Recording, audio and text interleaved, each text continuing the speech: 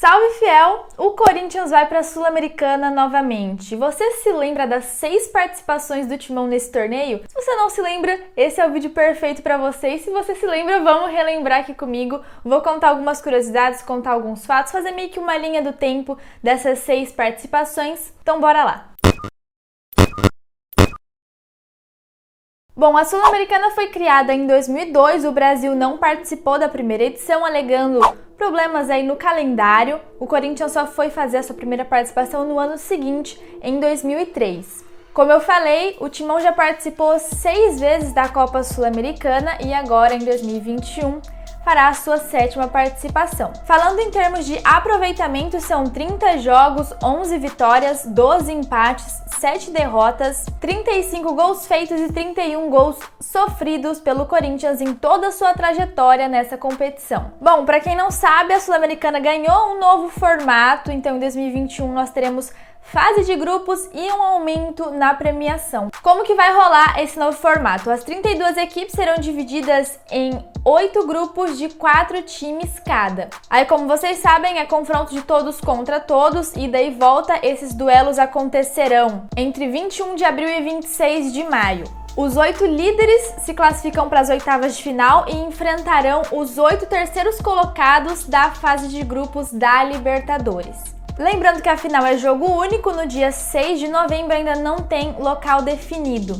Sobre a premiação, se o Corinthians for campeão, poderá embolsar aí 6.800.000 dólares, o que dá 36 milhões de reais. Mas a explicação certinha sobre a premiação vocês encontram no final desse vídeo ou aqui na descrição, no vídeo do Vessone, que ele explica realmente bem certinho, fase a fase, como que funciona a premiação da nova Sul-Americana. Dito tudo isso, vamos iniciar então a nossa linha do tempo sobre as participações do Corinthians na Sul-Americana. Como eu falei no início do vídeo, o Corinthians começou sua trajetória em 2003, sua primeira participação, depois de ter caído na Liberta para o River. O Corinthians caiu logo na primeira fase da competição, depois de perder para o Galo e para o Fluminense por 2-0.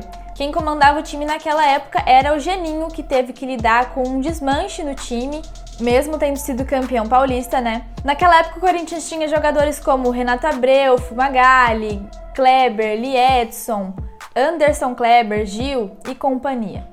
Passado isso, o Corinthians foi para a Sul-Americana em 2005, depois de ter ficado em 5º lugar no Brasileirão de 2004. Na fase de grupos, venceu o Goiás por 2-0 na ida, empatou em 1-1 na volta, passou pelo River nas oitavas. Quando chegou nas quartas, foi derrotado pelo Pumas do México, mesmo tendo vencido por 2-1 na ida, levou um 3-0 na volta. O Corinthians era comandado pelo Antônio Lopes, naquela época tinha Tevez, Bruno Otávio, Bobô, Dinelson, Betão, Coelho, Carlos Alberto e companhia.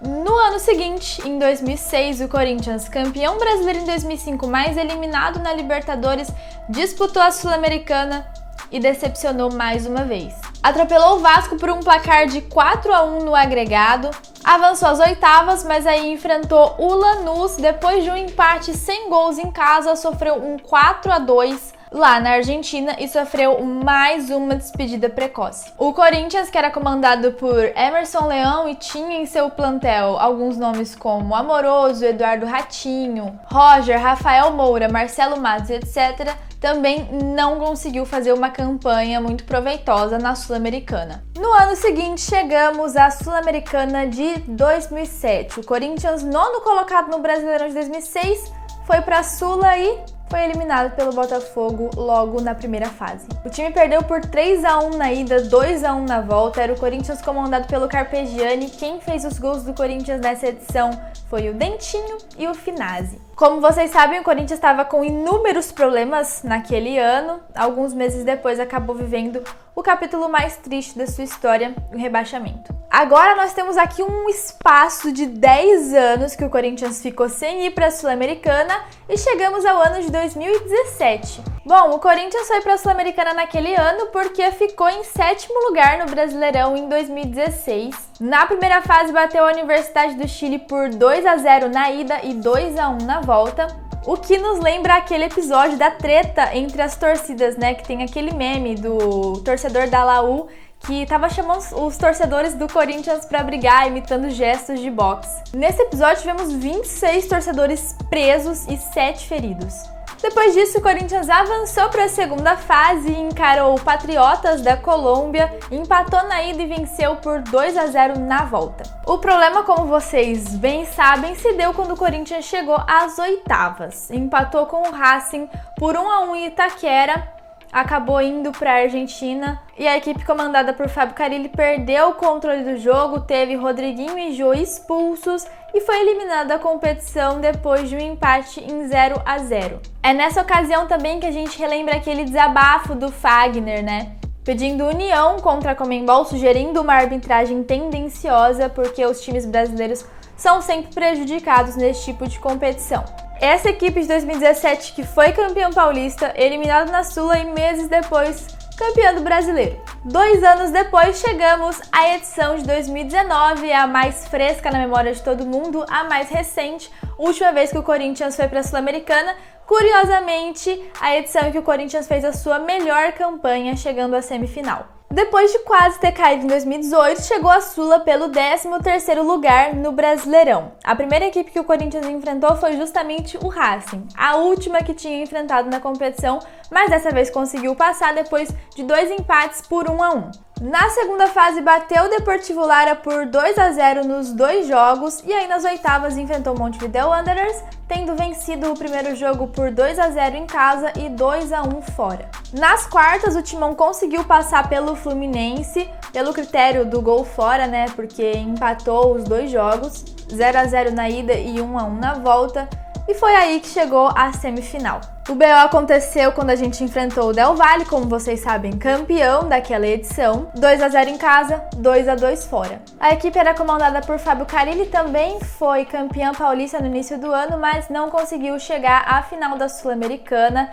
No jogo de ida, na coletiva pós-jogo, o Carille meio que colocou a culpa da derrota em cima dos moleques. Falou sobre não ter conseguido vencer por conta da presença de um elenco muito jovem, um elenco muito novo que não tinha uma casca. Depois disso, o time nunca mais se reencontrou até a sua demissão e agora o Corinthians está novamente na Sul-Americana e tem a chance aí de vencer o título pela primeira vez em sua história. Passa, moto, vai! E a gente quer saber a opinião de vocês. Deixa aí nos comentários o que vocês acham de tudo isso que o Corinthians passou. Será que dessa vez o título vem? Não esquece de deixar o like no vídeo, se inscrever aqui no canal e ativar o sininho de notificações. É nóis, tamo junto, vai Corinthians!